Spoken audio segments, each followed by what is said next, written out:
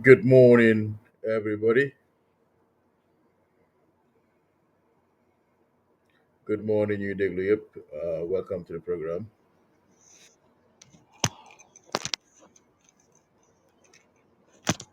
Mr. Tinker, good morning.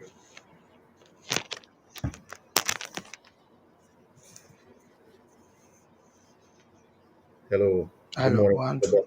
Good morning, Mr. Tinker. Yeah, good morning, Mr. Fay. Good morning, Mr. Fay.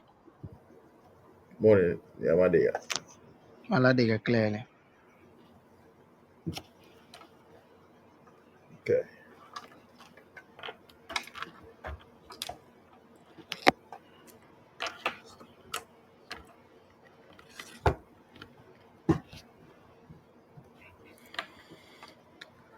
Manelo nga kañ. Yeah, Alhamdulillah. Mr. Martin moom seen naa ko. Send him a message a minute ago. The one he's on standby. So Okay. let me send him a message again. Ako mu check email am bi. Uh, okay, send now a message.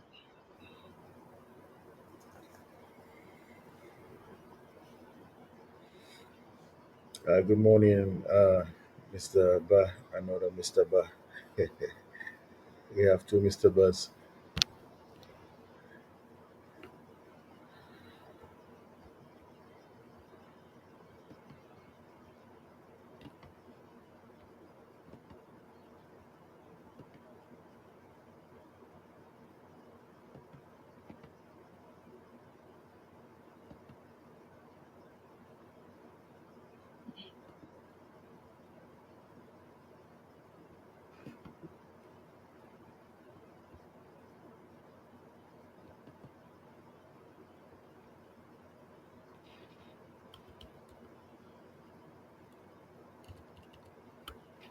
All right. Mr. Assan Martin send now a message. We'll check on his email. We'll do so in a moment. Mm.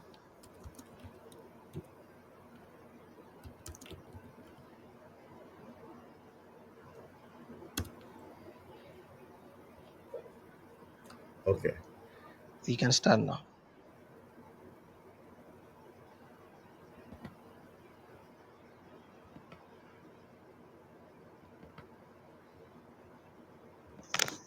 All right. Good morning. Good morning to all of you joining us on this platform this morning. Today is Sunday, the 29th of December, 2024, last Sunday of this year. So we are saying good morning. Welcome to our program.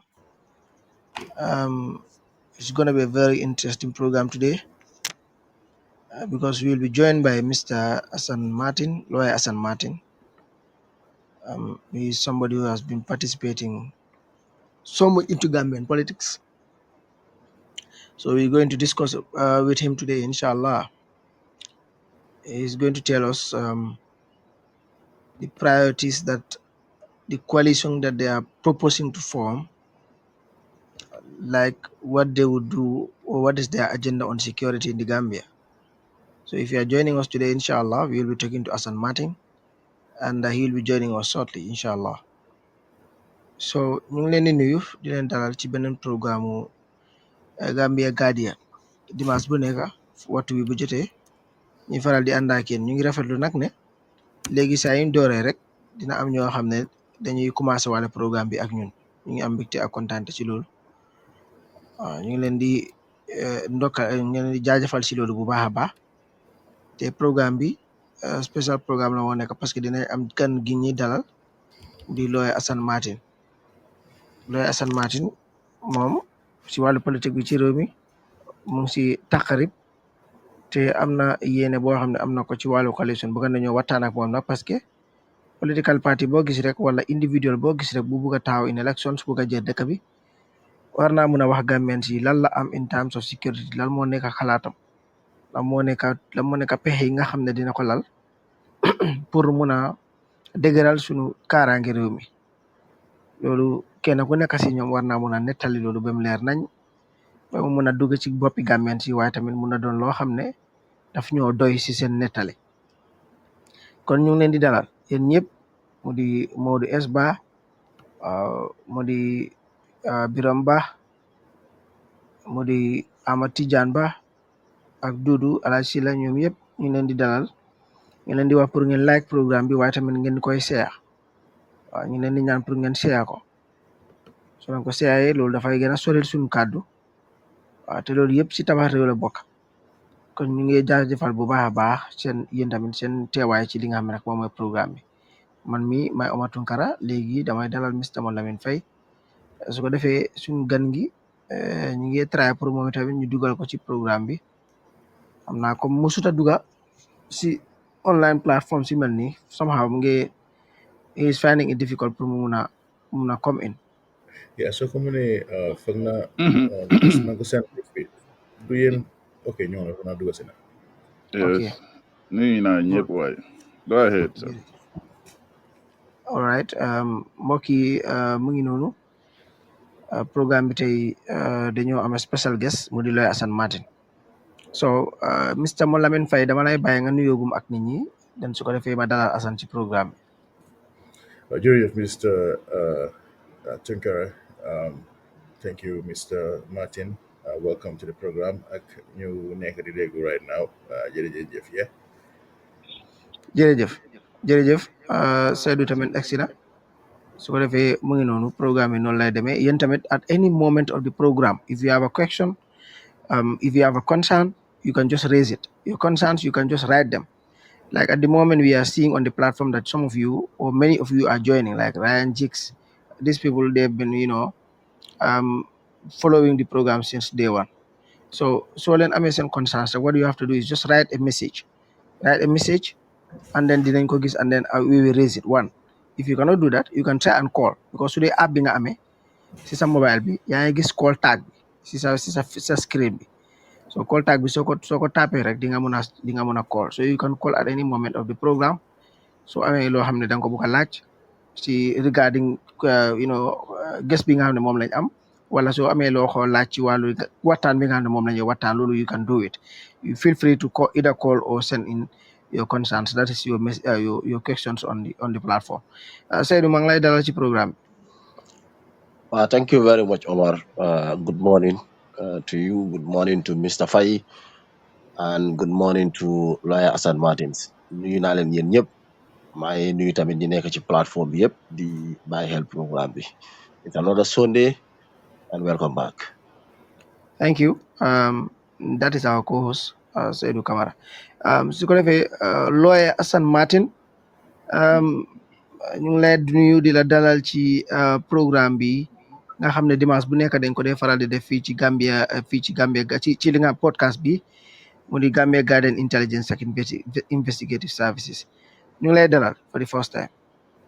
waaw jërëjëf Omar nuyu waat ñëpp nuyu ñu nekk si plateforme bi fii di nuyu tamit ñi nga xam ne ñu ngi ñoo follow this is very important te baax na ñun yëpp ñuy jàngat la àdduna loolu laa demee te li nekk na loo xam ne daal dëkk bi soxla na ko pour ñuy indi different expertise di discourse loolu mooy li nga xam ne mu ngi yóbbu réew waaye nuyu ñëpp. First of all, nuyu Mr. ML Faye, mi nga xam ne he is also a pioneer to this. Nuyu la Omar Tunkara, Mr. Tunkara, den di nuyu suma naataango bi ci Seydou Camara ni leen nuyu bu baax a baax di wax ne rek lii mooy àdduna ak ñi nga xam ne ñu ñooy follow nekkul na ñoo leen ko gën a xam waaye ci waxtaan si njekka ci teranga lu nekk dinañ ko teg ci yoon te loolu mooy yokk xam-xam nuyu waat ñëpp waaye I'm very pleased to join you guys today this morning. Great, Mr. Martin. am nañ mbégte ak kontaan si li ñu join and incha allah lii dinañ ko continuer parce que suñ nit ñi nga xam ne dañoo yot ci ay place si nguur il faut ñu toog di waxtaan ak ñoom te waxtaan yi ñuy waxtaan ak moom il faut ñu doon waxtaan yi leer yoo xam ne dafay dugg suñu bopp yi te dafa war a jàpp li nga xam ne nag moom suñu bopp ñu gëm ne daal lu ñuy wax loolu luy am la boo den si commencement rek Mr. Martin bala ñoo waxtaan ak kenn kooku mooy Mr. Faye bëgg nañoo xam yéen naka ngeen plané pour jéem a saafaral injustice ak jéem a seet lu jëm ci wàllu abuse of authority in our criminal justice ci wàllu li nga xam ne nag moom mooy suñu àtte bi suñu wàllu yoon bu dee dem nañ ba fal leen yéen for exemple parce que understand naa ne yow sax dafa am benn coalition boo xam ne right now yaa ngi koy propose to the Gambians xam nga fan nga si toll bëgg naa nga wax ñu fan nga si toll waaye tamit yéen soo leen demoon ba falu naka ngeen a saafaraye injustice ak abuse of authority si suñu criminal justice system bi ci réew Gambia. waaw jërëjëf Omar Mr Tunkara ci li nga laajte ni te li nga xam ne lu am solo la réew moo tax a jóg ñëpp réew dañ ko xool réew liy dem kanam la mooy li nga xam ne ñun yëpp dañ bugg a ëllëg ñii ñëw ñoom itam ñu fekk fi lu baax képp koo xam ne Omar da nga laal li ñoo this is what they call institutional governance. The institutional governance te yaa ngi laal mooy the justice system of this man noonu laa ko ooyee of this country réew si suñ ko tënkee ci loolu rek lan mooy ñëw ëllëg lan lañ fi bugg a bàyyi dan dinañ mun a baaxal. First of all, Mr. Tunkara mooy we have to analyze what is the current state of our justice. Okay, looking back li tubaab di wax hindsight seete si gannaaw fan la justice bi jógee waaw ak ñun tamit ñi nga xam ne ñu ngi wax ne ok dañ nekk ci kuréel bu ees wala dañ nekk ci dara loo xam ne ndax fan lañ bugg a push justice bi mu dem so sa laajte bi foofu la toog fi mu nekk nii justice am na law and order am na waaye ñaari yëpp dafa nekk loo xam ne dëgga dañ ko war a xool ci réew miñ toll nii ci Gambia because ñu ngi wax réewi Gambia fi Gambia jógee démba fi Gambia war a dem tey foofu la sa laajte bi tënko so ñun suñ kuréel bi ci naag dañ ko ooyee naag comme ni ma wax lii waaye lii programme yi expertisme la expertisme mooy ñun always dañoo look things li ñoo ooyee the objective angle bi nga xam ne yaa ngi daal programme bi foofu la gis nga réew suñ bëggee mu progress foog ñu am objective thinking mooy Omar kii Seydou am na fu mu far wala man am naa fu ma far wala Emeen am na fu mu far foog ñu tegee loolu boor dafa am benn jàngat li ñoo wax ñu ne country above politics wala country above self lii mooy li nga xam ne ñun war nañ ko inculcate ci Gambian si suñ buggee réew mi dem te Gambia nag loolu moo ko mën a sowee but back to your question very well justice system bi ñun Omar dañ believe ne first of all dañ war a review déglu ma woon one word mooy dañ amaat pour toogaat ñu am a review boo xam ne ñun suñ kuréel loolu lañ propose mu ngi si suñ lu ñoo ooyee agenda 2026 dañoo xoolaat justice system because tey soo nekkee justice system backlog of cases yi two lan mooy di ethics mooy dunda bi justice bi di dunda si jikko caractère lawyers yi àttekat yi naka lañ toogee three modernization of the judiciary modernization Omar suñ judiciaire bi justice system ba léegi da ngaa dem kayit amut judge ñëwut kaadi ñëwut panel amut amuñ computers amuñ nakaati printers amuñ loolu ba léegi man Omar dama nekkoon àttekat te déglu ma bu baax de Omar dama àtte Gambia yëpp all divisions for 5 good years as a traveling magistrate URR CRR North Bank Brikama ba fii so ñun gis nañ li fi te dunda bi justice bi dunda right now mooy li nga wax noonu how do we expedite the cases Omar one of the most frustrating for now the professionalism mooy rek suñ justice system bi dafa am backlog dafa am lu ñoo ooyee stagnation so demee infrastructurally sax justice system bi is not helping the worst thing also mooy ñun suñ boppa ñun àttekat yi mosoon naa wax lii jamono Yaaya Jammeh the ethics within the system te tey fa lañ toog gis nañ tey two cases yoo xam ne Omar dama yéemu kenn musuta toog di xelaat ne you know what I mean àttekat yi dinañ leen dugal ci yi nga xam ne àttekat mooy the last phase of democracy Omar tey man maa yow suñ jàppoo àttekat la ñoo dem mu decide kan moo right kan mooy wrong su àttekat boobu di jël di def yenn yi nga xam ne tey ñu ngi leen dégg ci ay jaayum drogue engage into drug dealing xam naa da nga bëggoon a laam-laami foofu rek pour ma leeral ko Why didn't agsi si loolu xaw ma that's a follow up question moo tax ma Yes, we will ñëwee come nii to that. Wow, wow. ok waaye dama bëgg a wax rek overall li nga laal noonu mooy the institution itself because justice is the third branch of a government soo xoolee the legislature the executive foofu ñu consider ko as a third branch foofu dañ yaakaar Omar foofu su gis nga justice bi su collapse rek xamal ne amuloo country in the first place because the end of moment man even investor bi suy ñëw dafaa jëkk a xool ndax am na justice system bu toog foofu noonu boo xam ne moom am na confidence ne su dara amee su ma digganteeg yow as businessman or whatever mun naa dem ñu resolve ko but pour le tënk rek mooy ne ñun dama la bëgg a li nga laajte si laajte bi suñ justice system bi fi mu toll mooy ne rek we have too much backlogs too much adjournments too much.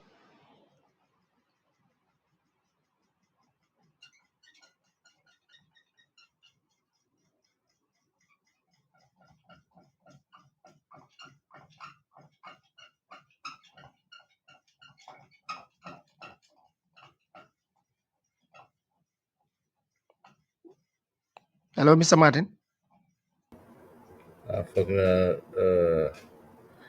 dafa génn de xaaral ma try ko seet Okay.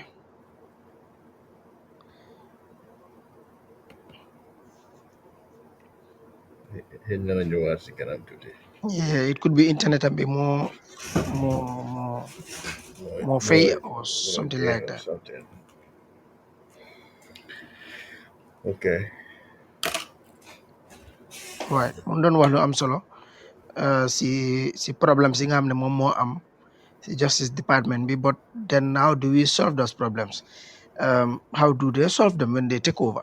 Loolu lañ bëgg a pour ñu wax ko Gambian si how do they plan to solve those problems? Loolu lañ bëgg a dégg from them and hopefully we want Assan to explain more onto some of the plans that they have for the Gambians. Si lu mu doon wax ne dañu war a review justice department bi ñëpp xam nañ ne département boobu am na problème si dul jëy yi nga xam ne moom moo fa nekk soo ko review is one step soo ko review after ban action nga see jël exactly okay Mr. Martin is back. jégal ma Omar waaw gars yi fii courant booy dem waaye internet bi waaye ñu ngi back maa ngi back on baa ngi am backup system anyway so waaw basically xam naa léegi fi ñooy demee mooy li ma wax ni gis nga dara bala nga koo mën a defar foog ñu xoolaat ko waaye ñun gis nañ problème bi comme si gàttal rek mooy diagnose nañ ko ne understand nga pour am lu ñoo ooyee an effective justice system which is lu ñoo ooyee independent and impartial foog ñu xoolaat yëpp because Omar balaa fi système bi fi nekkoon di dem dañ daan wax ne duñ encourage du ñoo ooyee machinery judges xam nga Gambianization of the justice yi yëpp dégg nañ ko fi but Omar at this moment everything is a stagnation mooy rek affaire bi dafa càng so léegi naka lañ ko mën a pousser mu génn ci lii is very important one mooy li ma wax nii dara bala nga ko mën a liggéey foog nga xoolaat ko te mooy ne stagnation of cases yi ñu inject back the professionalism which is ethics because li xew mooy lawyers yi ñii wala dañoo compromise fii wala di entasi yi nga xam ne jaru ko yooyu tamit ñu ko waxante understand nga xool ko three the bench itself because justice suñ justice dañ am lu ñoo ooyee ñu naan bench and bar soo ne bench mooy ñi nga xam ne ñooy aate soo ne the bar mooy ñi nga xam ne ñooy lawyers yi and so on ñu seet seen jikko understand nga loolu yëpp foog ñu xoolaat ko but in essence rek mooy ne su ñëwee tamit naka la loi bi war a demee yi yëpp li nga xam ne lu ñu war a teg la ci gàttal dañ war a we have a total reform Omar soo demee suñ code bu nekk nga seet ko daal liggéey bu bari war nañ ko pare defar jikko yi because nit kuy aate tamit ci jikko la soo nekkee ku jub wallahi di nga aate yu gaaw waaye su fekkee ne nag da ngaa nekk aate tey ëllëg la suba ngoon rek moo ñu indi situation ma em foofu Omar for now Well am na solo anyway ñu continuer rek because tamit we are dealing with time nañ xool ci wàllu kaaraange réew mi police yi soldats yi ci at yi passé they've been underpaid luñ leen dee fay daanaka ñëpp xam nañ ne bariwul te loolu at yi bari mu ngi nii noonu la dee demee duñ leen dee jox jumtukaay yu doy amuñ training bu doy training boo xam ne dañ ko soxla si liggéey bi nga xam ne ñu ngi koy def pour mun a sàmm wala aar nit ñi ak seeni alal ban xeetu wala yan xeetu plan ngeen am ay pexe ngeen am pour mun a jéem a saafara problème boobu nga xam ne jamono ji suñ takkader yi ñu ngi ko am ci li nga xam ne nag moom mooy réew Gambia if in case that it becomes that Gambian si dañ leen tànn pour ngeen nekk président. waaw jërëjëf Mr Tunkara again li nga laal ni ñun am nañ ko si again li ñoo ooyee si suñ agenda 2026 ñu ngi ko ooyee di law and order agenda laal nañ fa tënk nañ fa lu bari mooy li ma la wax nii parce que fii réew mi toolu ñun dañ seet problème bi ak lan mooy war a ñëw nekk safaraal bi soo ñëwee law and order Omar man law and order soo ko laalee rek laal nga man dama ci juddu di ko dundee ba pare again understand nga nekkoon naa ci dama nekkoon di saaf bo dama la bëgg a wax rek mooy ne I mean the survival policing in internal and internal security, dealing with crimes and illegal drugs, currently destroying our youths, the fabric of the society.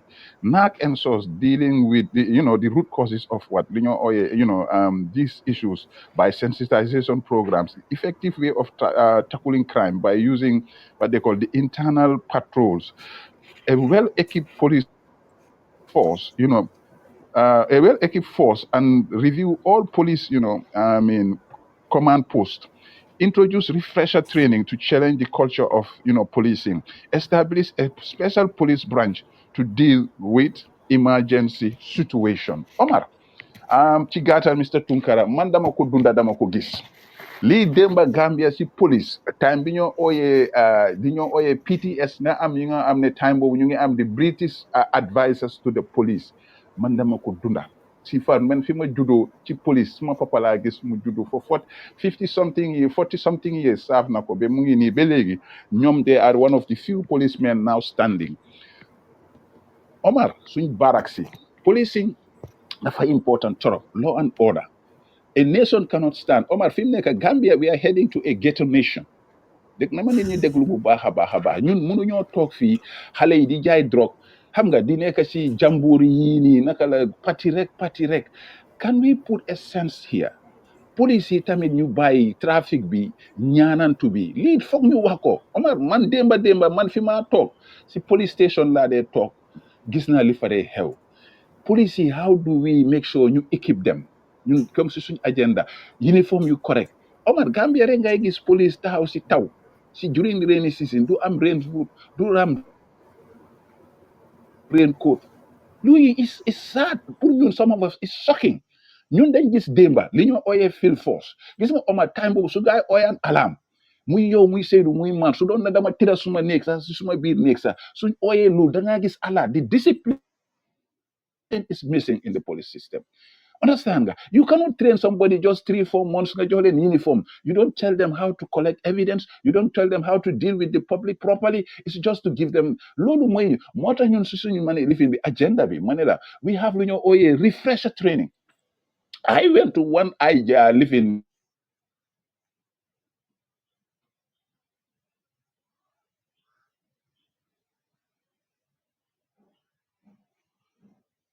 Hello, Mr. Fay. Yes, foog naa moom network am maa ngi am problème.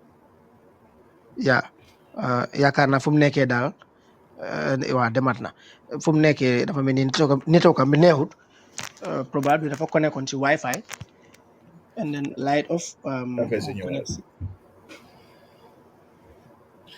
xam naa loolu lay nekk rek. ok dafa connect si personal data and maybe fu mu nekkee area boobu noonu network bi is not that strong there moo tax muy struggle with the internet but then terewut dinañ continuer waxtaan wi ak moom Mr. Faye yow lan nga jàngat ci first question bi ñu ko laaj wax na ñu ne problème ok yes please go on Mr. Martin.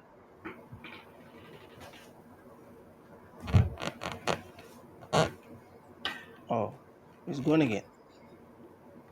Dafa naa demaat la. Yeah, Mr. Faye, what do you learn from his response to our first question? Mooy how can we start what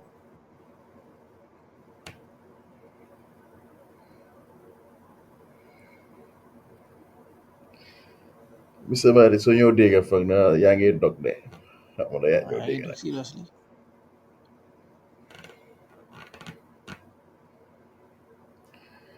Okay. Well, wax na lu am solo ñu ko jaajëfal am naa kon ma answer sa question bi rek balaa moo waaw. ñëwaat. Wax na lu am solo and I like the part fu mu waxee ne ñu jàngal gars yi evidence gathering. xam nga loolu dafa important trop because soo gisee suñ cases yi yëpp mënta dem fen especially high profile cases yi yëpp dem one of the main reasons was that nekkuñ di secure a conviction beyond a reasonable doubt. It's because of the fact that then they contaminate crime scenes. They don't know how to process it. Then could yakamti. But not only that, then they arrest. They can do investigate. And to me, fag na ñoom seen award bu guy receive recently sax dañ ko war a lakk war a guy delloo ko because that's not how it works, especially in this modern world. You just don't arrest and investigate. It depends on the situation, but 9 out of 10, you investigate, you gather evidence, based on those evidence that you got it nga xool si sections yoo xam ne nii kooku loolu la def na break na loi bi ak ban section nga ko war a jaay nga caaj ko su ko defee mu tali ak yow evidence bi nga gaada waaye da ngaa gis ñu teel a waste sa time which is illegal by the way because you're supposed to uh, uh, um, uh, let the person know within 3 hours loo ko charge so da ngaa gis ne 72 hour rule bi sax di gars yi dañ ko dee abuse léegi dañ ko dee over abuse Mr. Martin ñëw nga na foog naa si network am bi la waaye wax na lu am solo daal wax na lu am solo definitely. The issue of backlog of cases si judiciary bi loolu tamit is a big problem. Mention lu mel noonu te to be honest foog naa ne foofu tamit dañ fa soxla pexe bu ñu mën a saafara loolu parce que indi Gambia da nga dem si courts yi nga fekk foofu case boo xam ne mën naa jee within 3 months dañ koy jël dra ko 3 years 2 years loolu dafa doon loo xam ne dafa bari si suñ judiciaire bi foog naa lu mel noonu suñ ko mën a jàll parce que exemple bi da ngaa xool Aïssa Fati mi ñu doon atte ci réew Gambia daanaka similar si benn case boobu noonu something similar bu mu demee Sénégal case bi nuñ ko attee foofu dafa gaaw lool even though terewut am na yeneen charges ñu teg ci ko am but in the Gambia it was so slow dañ ko doon di ko drag on so loolu lu mu laa woon mooy ne maybe capacity bi dafa des si suñ judiciaire bi wan waaye tamit il faut ñu def review si li jëm ci wàllu li nga xam ne moom mooy anam bi nga xam ne moom la gaa nekk di atte so I think Assan is back.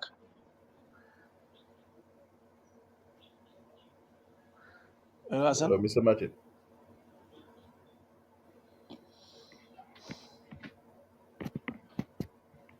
Wow, hello, Mr. Tunkara. Waaw dafa mel ni yow sa network bi neexut de. Hello. Mr. Martin dafa mel ni sa network bi neexut.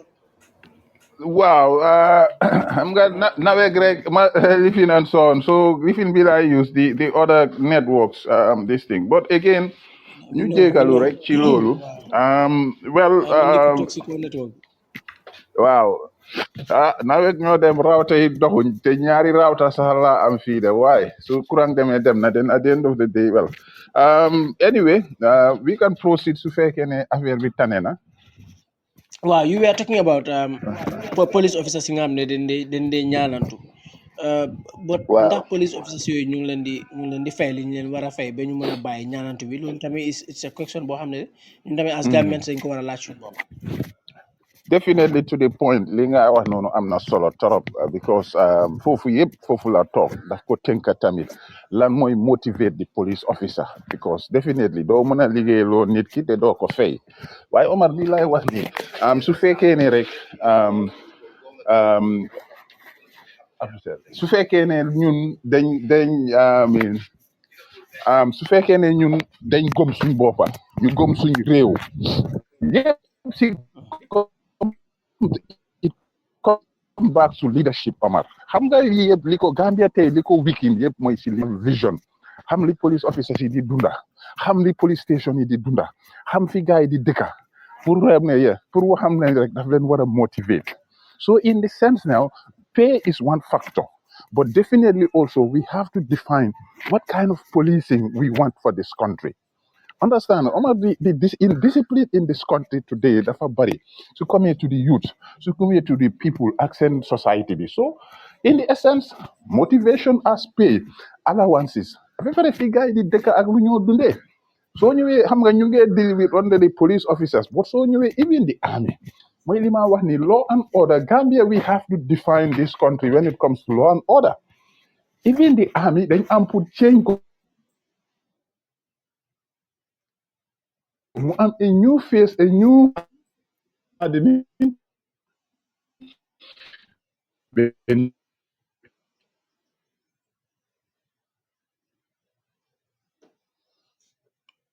Assan, foo nga ut beneen play. you go you go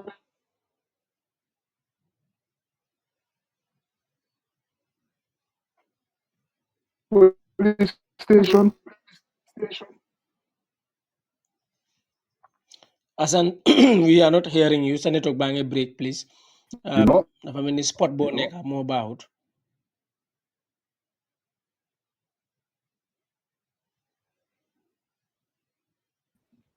how they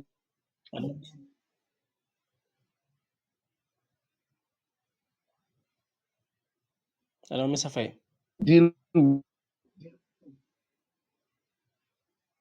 Hello, Mr. Faye. Yes, sir. Mr. Tunkara, foog naa moom network with am the bi la suspects yëngu. is the I think dañ ko release mu try dugaat again.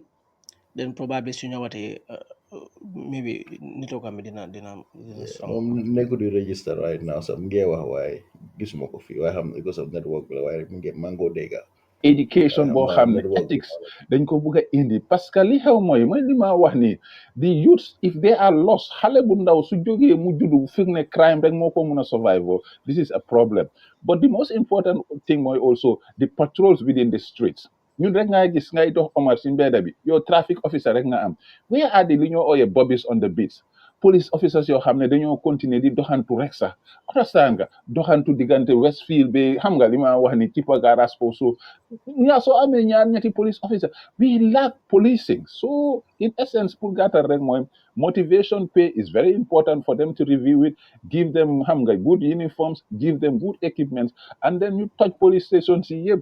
I mean, tell you what the gala. This all sometimes that you bury them many bitikinar. Most of them then you want to go down when you go to the provinces and what you see. Chigata rek Omar. So da nga weddi Adama Barrow si waxam boobu waaye tey d'accord nga ne ak moom ne lu place yooyu dafa mel ni bitigi naar. ah police som laa wax de déet bu ma de xam nga yow nag yaa ngee duga foo xam ne Seydou moderator lii nag gis nga nag fi mu ne nii mu ngi ma bugg a teegi foofu ma ne most of them in the provinces No, continue, Mr. Martin.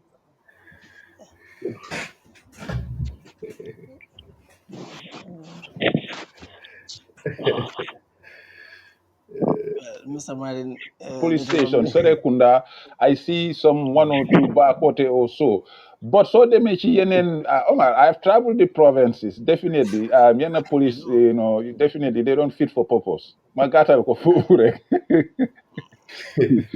anyway, ML Mr. Fai saa yu Mr. balaa Fai moderate your program saa yu balaa cuuñ anyway, ñu continuer rek su ko defee because xam nga saa waaji dafa sonal Adama Barrow dafa sonal président Barrow anyway Mr. Martin comme affaire courant bi fay léegi saa ñu waxtaanee si affaire loolu parce que courant bi healthcare transportation system si loolu yëpp dafa bokk ci wàllu sécurité so lan nga foog ne moom lañu war a def pour mun a solve problème si nga xam ne mu ngi am ci dëkk bi.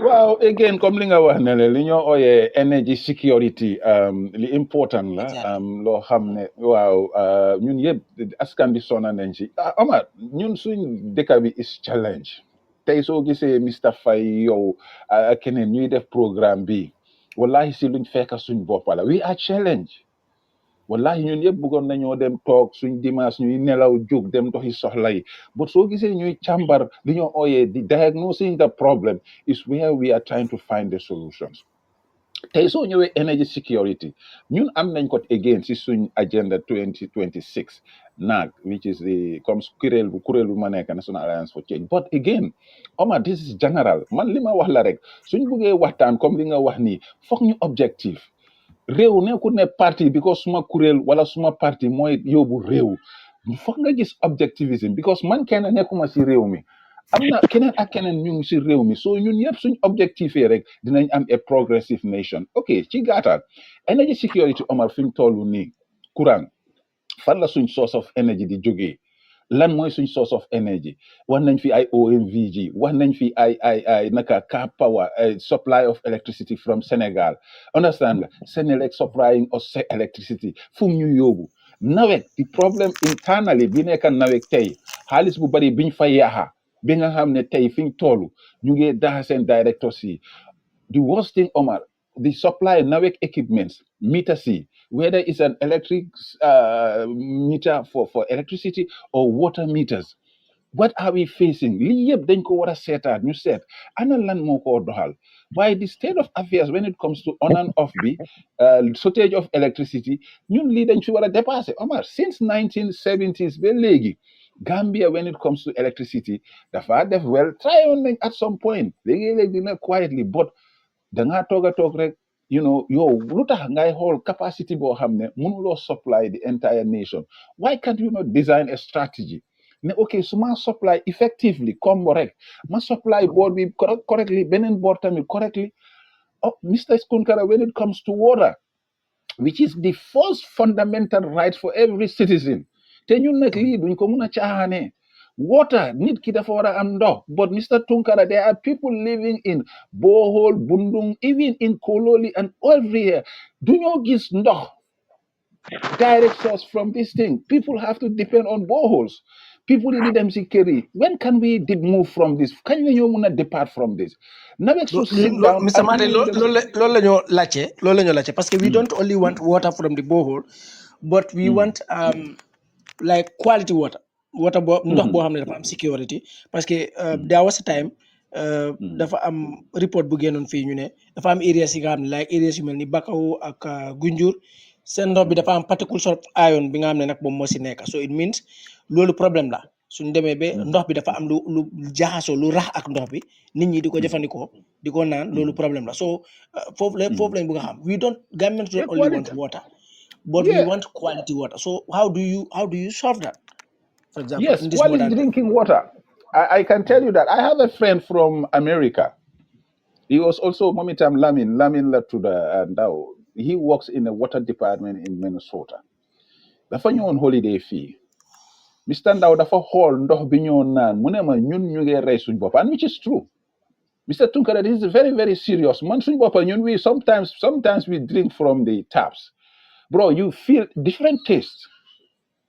amoon na man suma students yoo xam ne dañ ma ne suñ naanee ndox bi seen gémmiñ bi daf dee xesaw and which is true we are killing ourselves because sometimes it's like we have no choice te fii soo jógee ne waaw lii la dangaa def nii dañu ne gaaya nga nali and so on this is why we have a problem Mr. Tunkara what are we drinking li nga fi nga laal dafa important trop clean drinking water is missing in this country to be honest ñun dañoo naan rek dañoo nekk di dunda rek but the quality of water is very very important man dama laa wax li mistake rek ngay jël di direct from the taps most of the time ngay def si sa fridge yeeg yooyu noonu di naan ñaata nit ñooy dundee loolu fii fi mu nekk nii which is very bad and how many people can afford even the waters in the shops yi ñoo jaay nii sax quality bi because you have different varieties being sold there so it is absolutely right ne li nga wax nii xam nga lii yëpp moom lay wax nii it comes to institutional governance, proper governance.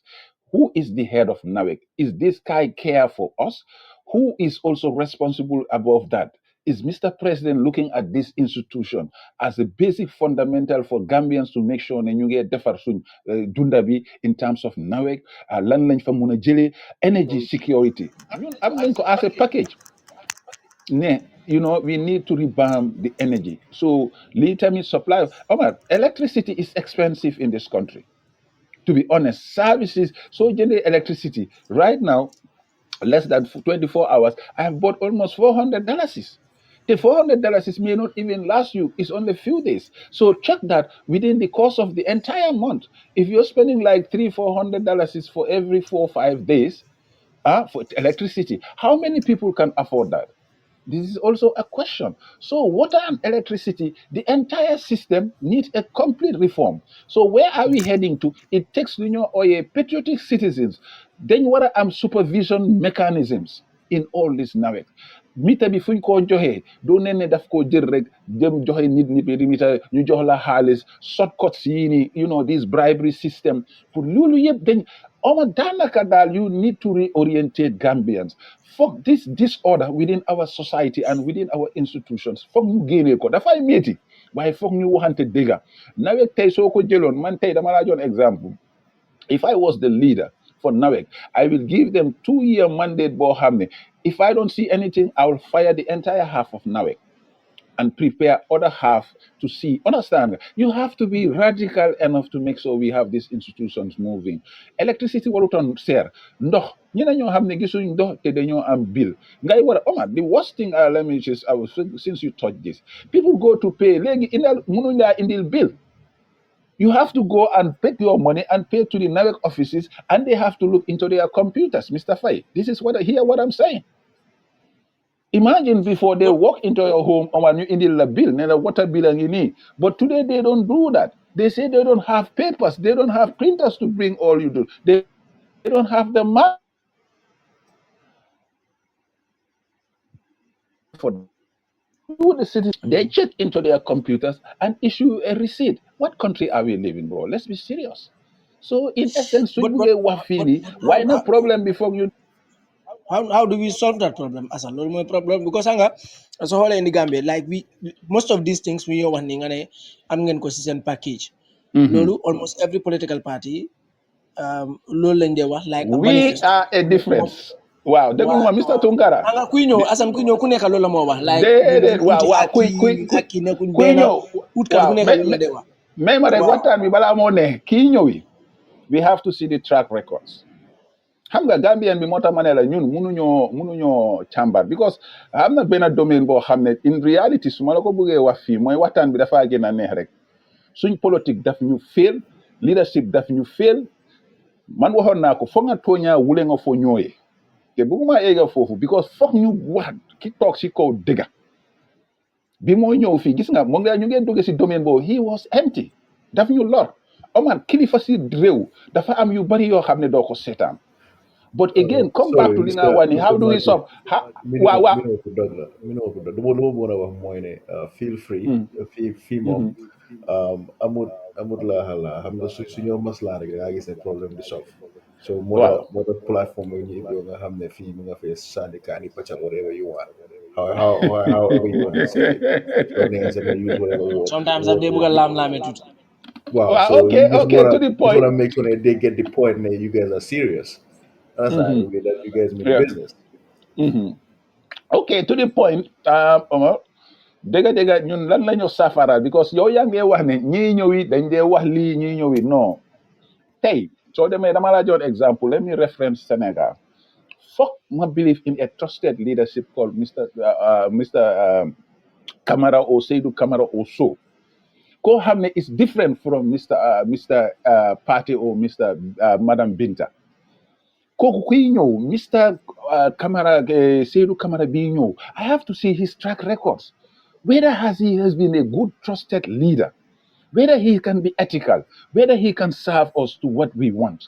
Gambians si foofu la affaire bi toog waaye su Mr. Camara jógee nga ne Mr. Camara comme Omar la su Mr. Kini jógee Modou jógee nga ne non look at our judgments have to be clear. And we have to get assurances and guarantees this time because li xew mooy rek yaa ngi li nga wax ni yëpp mooy rek ku ndóbin rey sa maam soo gisee lu ñuul dawal la because kii ñëw kooku door na dugga na si nguur jaxase na nguur gi bitré na système bi léegi nag nga assume ne any kenn kuy ñëw rek mun naa mel noonu ten Sénégal duñ doon tollu fii because Sonko bi mu génn see Ousmane Sonko mënoon nañ ko wax ne yow c'est politicien la rek ku fi ñëw nii la ku fi ñëw nii la Omar, we have to focus. Gambian, the weakness we have is amuy self-belief, amuy gëm suñ boppa. Tey Mr. Faye su jógee nga ne déedéet nii la Assan su jógee nga ne déedéet xoolal Mr. Faye track record am he has a clean slate ndax mus nga koo dégg si njuuj jaaj balaa moo ñëw jox ko the benefit of the doubt. Can he be a leader? Can he be somebody that you can trust it and things? Because Omar, let me educate you on one thing. At the end of the day, only one person is gonna lead us. So léegi foog ñu gëm ko su fekkee ne daf ñu betray kooku bu betray ñu we have to get a mechanism, a system to bring him down. lii dafa am Mr Barrow président Barrow fii la escapé so ñun tey foofu lañ toll moo tax ma ne foog ñu waxante dëgg am na ñu messed up because maa ngi bugg a yaa ngi dugg si politique de waaye the point is expertise bi ñoo laajte fii mooy institutional governance. How do we solve our energy problem? How do we solve our law and order problem? How do we solve our justice problem? Tey foofu nga commencé. Why in reality, Omar, it's a total failure. Gambia is living in an anarchy. A president who doesn't even think. Yo yange dem to. Yo yange beefs up to budget. Omar, what is it? I jigem you musoru you rey talk fole naka laga kide wahe. It's all about cosmetism. You need a sona. So people that you mean well, cut the budgets. But at the end of the day, look at it. So new infrastructure to the hospital. gom bu ma wax ne Omar Tunkara feeñ na rek moom dafa mel ni Seydou feeñ na rek dafa mel ni Assan dañ bàyyi loolu waxi daanu saret la kan mooy Seydou bi génn a fresh Seydou boobu lan la am caractère ndax Seydou boobu xam na li moo ñëw jànkuwante si ndax Seydou boobu dinañ ko may mu lifin loolu mooy li nga xam ne moo am solo. waaye yéen léegi ki ngeen di andi kooku track record am baax. Omar bul foog si ki ñoo indi. li gaay di wax la rek olof ne yàlla tànn na ko ba pare ñun luñ bañ mooy kooku du ñëw du ñu nax. mooy problème bi luy mooy lii la paa yi di wax nga men si ne yàlla moo ko tànn. déedéet déglu ma loolu ci waxin la let me be clear here ñun yëpp xam nañ ne tey Omar Tunkara su fekkee ne fees na place bi dama la jox exemple fees na place bi doy nañu wallahi Omar ñun dinañ rali because du nekk Omar what is going to govern us is ñun dañ am agenda ak li ñoo ooyee policies yoo xam ne du yow Omar yow daaxuloo ma yóbbu réew daaxuloo yóbbu réew so suñ la faa teg dañ la faa teg pour ne man yow ñun ñëpp luñ d'accord ne kayit bii mooy govern foofu lañ tollu tey ñun tey man dama laa wax ni suma life in politics foofu laa tollu ñëwatuma pour build personality is zero for me. I can be swear to that ne ki ñoo jël si ëllëg di nga def dénonciations yoo xam ne da nga foog ne ñii bi xam nga ma wax la benn wax rek we going to pull blood out of stone from the leader because Gambia loolu la soxla ki nga xam ne doo ñëw rek di ngoyaalu toog fale sol waramba yu rëy lem loxo understand nga jeeg ñi di daw di la lifin non tabal Omar fale director tabal Seydou fale DG wala defal Assan minister we don't want that. We are talking about a this meritocracy government. Omar mun na ko despite xeetam despite fi mu jógee jox ko mu liggéey agriculture. Seydou mun na ko despite fi mu jógee despite lim lifin. In fact, you will see people from different political parties and different groups to govern the next government. Because yow fi mu nekk nii fi nga bugg a dugga man ko doon avoid waaye léegi nag comme li ML wax la rek su ñoo toj nañ toj affaire bi rek the point is that we have to learn Omar soo say dañ ne nii boyta kane boy dula na jibe itaki dula now you are taking me back léegi pour ma càmbar 2016 su ma ko time I will tell you all what some of us we feel partially responsible because lii dañ leen bàyyi ñooñu di def leen ne so loolu moo ñu lead to all these things today te duñ ko nangu waat the same thing nit toog fale di tabalu ko ne because moom moo am political party no in short naag suñ kuréel bi naag léegi su fekkee ne loolu laa bugg a duga naag is here to inject standards and ethics. Omar, man, we would rather die as a minority and die as what we are, telling the truth, rather than understand that ma boot Omar Tunkara boo xam ne ëllëg dafa dem mu def cabal government. Omar Tunkara boo xam ne dafa entertain corruption. We're not going to do that. Let me be clear with NAC. NAC is not going to do that. Su ñëwee ñun standard la ku ñoo toppa mu neex nit ñi su dee ebel la te mu xam ne sax ay fukki nit laa lifin sax ñuy wax dëgga moo ñu gënal understand nga ñu dëkka si fen because Sénégal li ko lifin mooy rek the God fearing factor ñoom Sonko dañ gëm yàlla xooluñ boti kenn foog ñu itam ñu inculcate loolu waaye su jógee Omar nii la mel di nii la mel dafa repeat the same thing kuy ñëwi head bi la and so on so Gambia waxi daanu saret yooyu dañ ci war a jógee ñun Omar nekkaatuñ politique boo xam ne rek a jigéen ñi sor musóor yëngal lifin ñu ñëw naka la ko gaay dee waxee ñii dee tega tama wala ñuy tega bongo maani wala sewru ba dongo understand nga a finjang toppa ñu di no we people need a new standard of politics because politique boobu moo ñu dominate 60 years Mr. Tunkara soo ma bàyyi xel loolu moo ñu sonal so ñun mënaatuñoo dundee loolu naag suñ kuréel mënuñoo dundee loolu we are out of that game ku foog ne da ngaa ñëw fii pour ñu teg la jigéen bu de nice xam nga ñu paree la xam nga li ma wax ni yow yaay suñ jeeg yi non ñun we are coming for a solution politics Omar Mr. Tunkara is about solutions du musóor bu rëy du la jox li fi sewru baa dongo du la jox solutions understand nga li ma la wax ni tega tama wala ngay riiti du la jox solutions. The State House cannot be a political bureau anymore. We have to standard our politics. Te man ki ma wax ni elek suma topa Seydou Camara elek kuma topa wallahi Seydou Camara boobu noonu dina woon ñun ñëpp de nekkul man kuréel bi or whatever ñun loolu la ñoo jàngat loolu la naag jógal naag dafa ne ki ñoo toppi elek parce que yëpp ci fa kaw ci benn nit boobu la te foog ñun itam ñu gëm waaye duñ wax ne Omar Tunkara su ñëwee dafa repeat li Barrow def Barrow su fi Ibu ñëwee moom itam dafa repeat li Yaya Jammeh def no we have to get somebody who we trusted who is gonna do the right thing in short. Well, thank you very much, Assan. Definitely, you are very clear. But man, dama believe ne ñun suñ buggee dem as a country, we have to be asking questions yoo xamante ne ni we can use them tomorrow to hold our leaders responsible and accountable. And Lulu has been lacking in the Gambia for quite a long time. Because Gambia, most of the time, surtout su fekkee ne election mu ngee ñoo jot si suñ politicians si most of these candidates suñ leen ooyee luñ leen dee laajte questions la yoo xamante ne ni amalut réew mi benn njëriñ man noonu laa ko gisee and it's high time pour ñu do away with those things because man dama believe ne from here towards 2026 presidential elections each and every political party leader wala candidate wala kuy support a party agenda suñ la laajte dañ la laajte based on the performance of our institutions man foog naa ne loolu ëllëg moo ñëw mën a jural jëriñ parce que tey laajal individual bi suñ justice system bi fii la toll problème yii lañ nekk di face ci justice system bi soo leen ñëwee naka ngeen a saafara problème so and so suñ électricité bi problème bii lañ ci am soo leen ñëwee naka ngeen koo saafarawee drogue bi lii la nekk di def ci réew mi soo leen ñëwee naka ngeen koo saafara security bi lii la nekk so based on that say tontu yooyu noonu ëllëg kooku su demee ba yàlla dénk ko nguur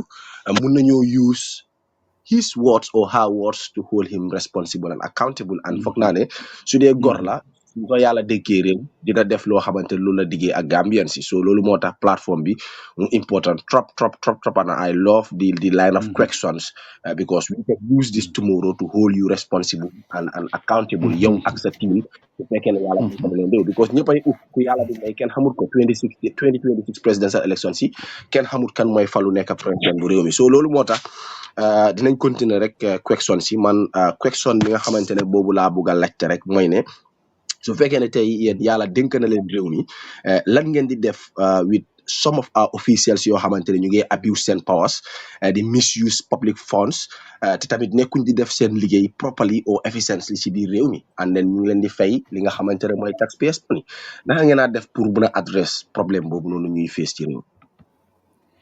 Well, jërëjëf Mr. Seydou Camara nuyuwaat la jërëjëf ci laajte bi te also jox nga analysis bu right fii definitely there is no leader who anybody ku bugg a step up foog nit ñi téye la accountable moo tax ma ne foog ñu seet leader kii ñëwi ëllëg Gambian seen vote is all about track records of the guy gis nga ñun foofu la ñëw because su amul good track records rek su Omar taxawee rek dañoo ne Omar dafa repeat the same thing su Modou taxawee rek dañoo ne Modou ngay ñëwaat pour repeat the same thing so first of all mooy li nga wax di fundamentally dañ war a xool the track records of the person who is coming.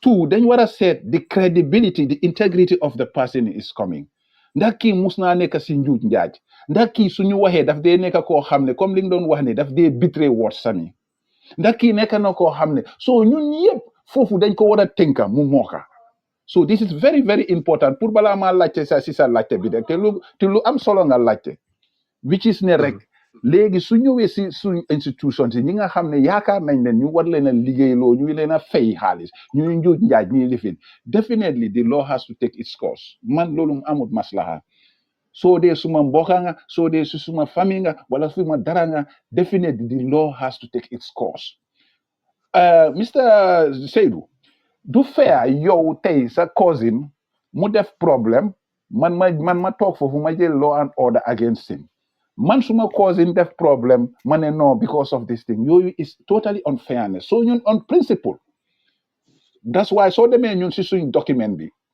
what we said is we want to build a fair and ethical mooy suñ goal si mooy suñ vision state bi fairness because li xew mooy man bilu fu ma ne Mr.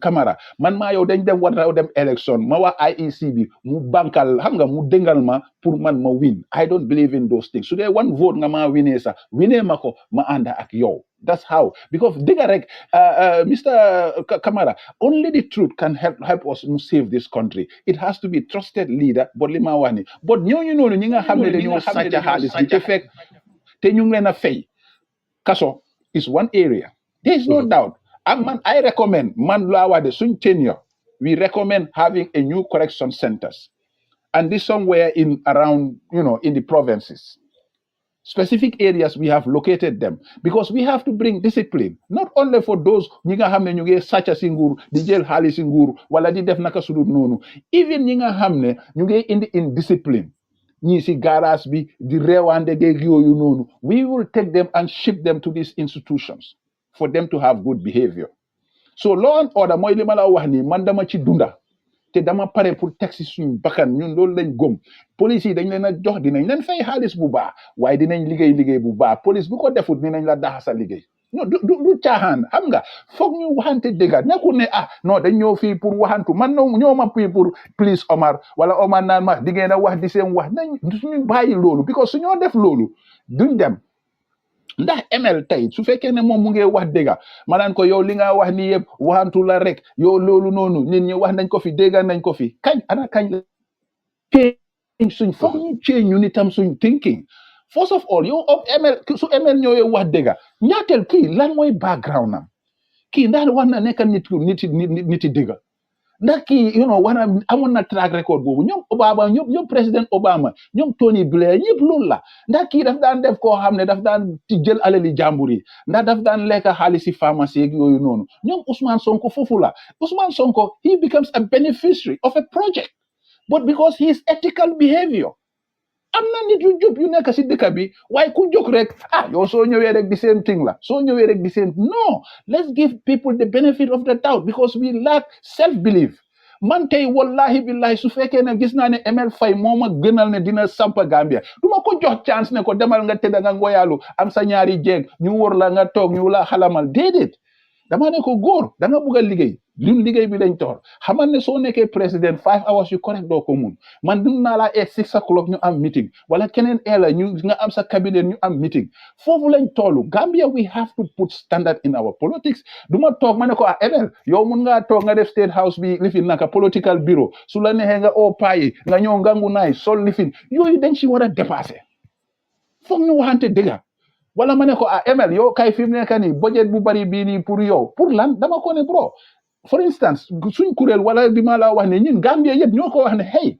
Gambia tey nii duñ xaalis bi nga wés nii si lifin bi xaalis bi nga def si moto Mr. Camara 1.3 billion for cars why lan mooy yi moto yii nii naan parado natal fale ministre di wengalu and so on ñun we are going to cut in our agenda we're going to cut salary some portfolios for 50%.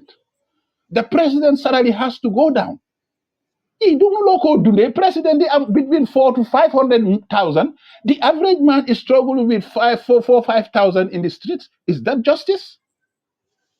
In fact, ñun suñ president bi sax mun naa am sa dafa génn si state house bi sax dem dëkki foo xam these are the things Gambia foog ñu change mindset bi fi nekk is the paradigm shift foog ñu génne ci loolu munuñ koo dundee bro suñ ko buggee dundee rek Gambia du dem ñun mënuñoo nekk si the same kind of politics tega sabat jeegi lifin sox leen aso bi xale yi no we have to tell them hey think first foog ñu nangu man duma ñëw fii pour mbaamal xale yi pour ñu ma sànnil karta no I will rather go and face the students at the university and give them answers to what their problems are, solve their stipend problems, jobs. And one of the most important thing in our manifesto is automatic.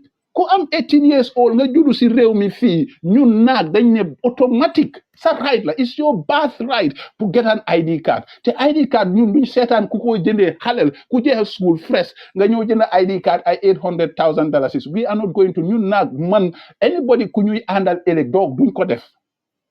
You are going to give ID card immediately. Sorry, Mr. Distinct. Secondly, some voters card. Ne kune dañoo xaar ba ñu ne 6 months because loolu yëpp institutional failure la. Yow am nga 18 te mun ngaa dox nga dem fii IEC nga yóbbu sa kayit sa tënk yëpp wane ne mun ngaa am IEC naka voters card ndala gaay printal ñu jox la sa voters card nga ñibbi. There are some of these basic rights. We cannot joke with it. Ñun foofu ñun suñ life foofu lañ ko teg. Either our political career finish or whatever it is. Why we not gonna wait for next government to joke with us? Because so could joke we're gonna sink you. We made a mistake. And Mr. Kamara, you were right. Demba fañ xoolee moom la lu fiñ daanoo ñii toog fale taba seen ay nit because ñoo doon ànd ci politique bi taba kii. No, this time around it has to be on meritocracy government ku mun ñu jox la ku munut standards ethics ku fi sàcc xaalis kaso ku fi sàcc lañ ko wax mu dee because jeex na loolu la rek nañ bàyyi di foyantoo xaleli askan bi because dañ laa yóbbu boo wane nga dem straight kaso waaye dinañ la jaarale di process of justice ñu seet ndax li nga jël war nga koo jël you know how all this abuse of naka lañ ko ooyee this travel abuse of passports all these scandals look at the report of what they call the audit reports. It's insulting to our intelligence. Ben and talk for the waste millions of in their institutions, being ports, being social security, being whatever it is. You know, you fisheries and whatever. The Johel you can hamut. Fuck me, wako. Land dispute issues. I was from Sanyang the last time. Society is like we are in an anarchy. 3 people claiming the same land. Them see police station, the you they can hamut. What kind of society are we living? Nga Gambian si munu talk under same hell accent sago. But in short, Mr. Seydu, the thing is that kunjo responsibility. Hamal ne ñun suñ bot ñu ci sa kaw. Say bo lale hali si askan bi wara jarulo fo wara jar. Nañ la process then su dee da nga wara dem kaso. Man maynuma, let me tell this. Maa ngi tok di wax yow tay fi. Man maynuma man suma bo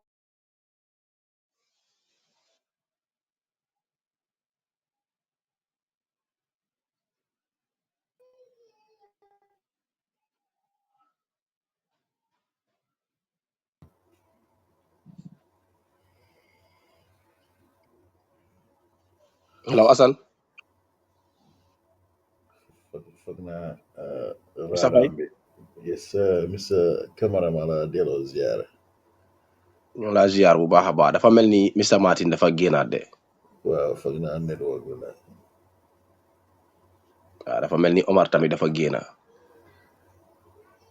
Mr. Tungara Yes, Mr. Faye. waaw dem ñëwaat na moo ñëwaat na waaw mu ngi wax lu am solo definitely waaye nga ñëwaat na okay. yeah because aw dama doon waaw dama bëggoon a laajte di last question rek su ko defee ñu mun a release Assan Martin then ñu continue waaye xam naa he's back again he's back Assan is back waaw non koola duga si woon waaw jërëjëf Seydou li ma wax rek ci gàttal mooy rek képp ku jox responsibility it goes with accountability note that responsibility goes with accountability suñ la defee director duñ toog ñuy seetaan nga yaxa suñ millions si institution being port being social security or being any other state government agency loo fa yaxa ëllëg ñun pare nañ pour process la through the justice system su dee da ngaa dem serve jail nga dem serve jail terms loolu it has to be it's part of norm because loolu nga tax kii duga si xam nga foog ñu waxanteel mu leer waaye ci gàttal tamit mooy li ma wax ni the emphasis that I want to make is ñun Gambian si dañ war a am self belief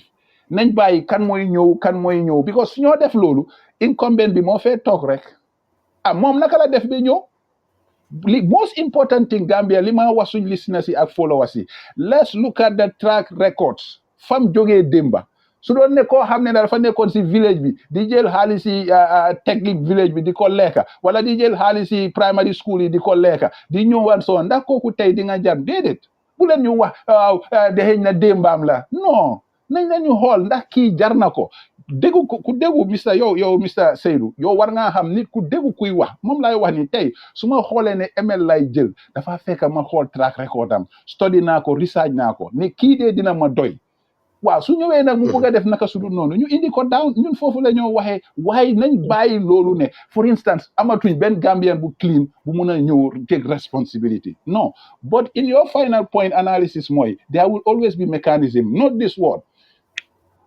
accountability naga responsibility goes with accountability su ma la defee head of institution being a director or a minister if you messed up you take accountability and you can go to jail for that that is clear with us ñun loolu mooy lifin dañ war a change the status quo si gàttal Okay.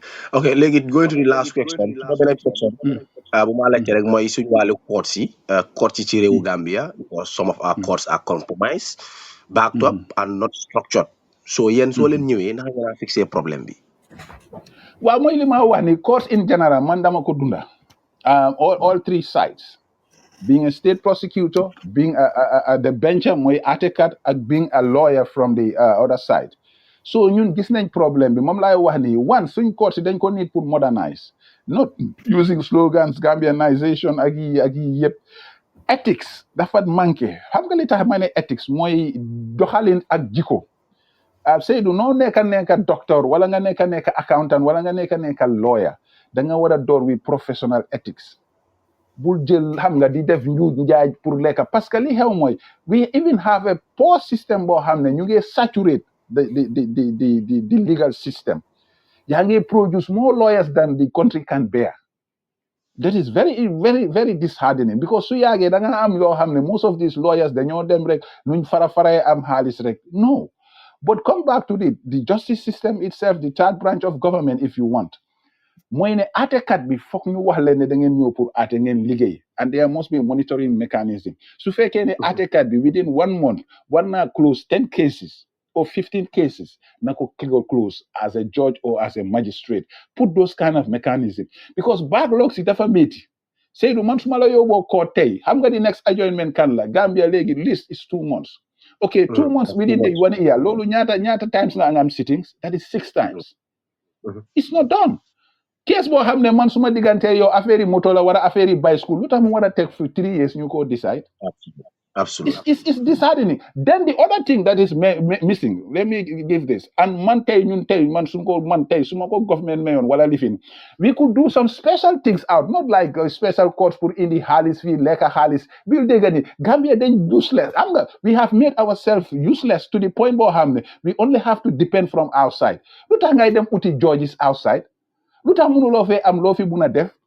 Because ñoo la indil xaalis ñoo ñu feesal sa pocket most of them in these offices these directors some of these ministers it's all what they are thinking is money in their pockets Gambia cannot live like that and we will assess them some of them their travel budgets rek is that is insulting ñoom daal dañ foog ne rek nga toog fale waaw indi leen foreign lifin bi su ñëwee ñu indi xaalis ñun ñu lekka loolu rek lañ fa toogee it's a reality ñun gis nañ problème boobu but in short backlogs yi dafa bari court pending si dafa bari people are frustrated so demee tamit let's build ma wax ni the bench that is very very ethical that is very very also moving active bench secondly lawyers yi tamit foog ñu am mécanisme boo xam ne ñu ni neen dañoo xoolante xam ne profession bi dañ am pour ribam ko and thirdly also the policing system this is the prosecutors and so on yooyu tamit yëpp the corruption in it, if it's discovered, well, like we have seen now, the 2 type of cases. Really, we have to do something with it because mechanism you have to put them in place. So in general, like there must always be a reform mechanism. We will review and we will reform. But again, we will put mechanism to deal with those elements that are very, very detrimental to our society. That is 100% that we're going to do. We don't want to be in the minority. We don't mind. Ñun pare nañ pour du wax dëgga di doxee suñ dëgga di dem. As long as buga nga ñu ñun loolu la ñoo lifin we have to be God fearing in all what we're doing li ma dal mu dal la Seydou justice bi ma war a teg si war naa koo ñemee teg suma ko waaye du ma ñëw fii di xaajaarloo understand nga and so on the whole entire system has to be reformed. Gambia cannot sustain itself, bro. We are almost next to a failed state. The institutions are collapsing. The leadership has failed this country. Let the buñ na youth see di lam-lamee waaw Adama Barrow nañ ko fi bàyyeegu moo tane Omar déedéet am na keneen ku mel ni ML Faye su fekkee ne moo ma gënal moo ma xam ne this thing I will go for that person and fight for it even if I su fekkee ne kooku laay jox suma carte wala dara nañ bàyyi loolu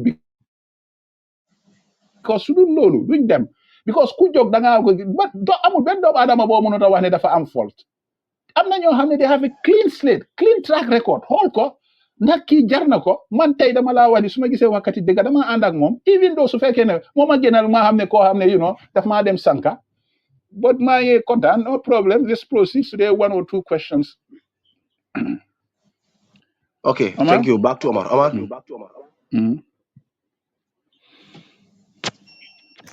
All right. Thank you, Seydou. Waxtaan bi am na solo bu baax a baax Mr. Faye dafa mel ni moom tamit génn na online for the meantime. Baaru nga naan ko fi Omar si gàttal rek li am solo mooy ñun jàngatkat lañ to be honest man li ñu xool mooy in general ñëpp ñu ngi def liggéey bu baax réew la ku nekk di nga dox di béy sa waar waaye dafa am lu am foog ñun itam ñu am ngëm ndax suñ toogee fii moom li ma laa wax nii rek da nga rek am na yeneen dëkk yoo xam ne tey soo xoolee lu mel ni Burkina benn nit moo fa nekka waaye nit kii ñëw nañ leen ñu xool ndax kii mun na koo mun nañoo garantie si lii yóbbu suñu réew ne non nañ leen ñu bàyyi ku jóg xam nga ñu ne lii déedéet ñun Omar ñun yëpp tey li ñoo ñaan ñun yëpp tey ñun yëpp ñu ngi am njaboot bi ëllëg ban lañ fee mën a fekka ndax du xool suma interest yi tey man tey su doon damaa xool suma interest Omar mun naa jaay suma ngor wallahi am na koo xam ne ñëw na ma mu ne ma lii ak lii sampal ma néeg Omar ku la wax mu ne la sampal ma néeg kooku soo ko waxee ne jox ma million su daf la koo jox ñun xam nañ ne yéenay jaru ko foog ñu ethical dafay métti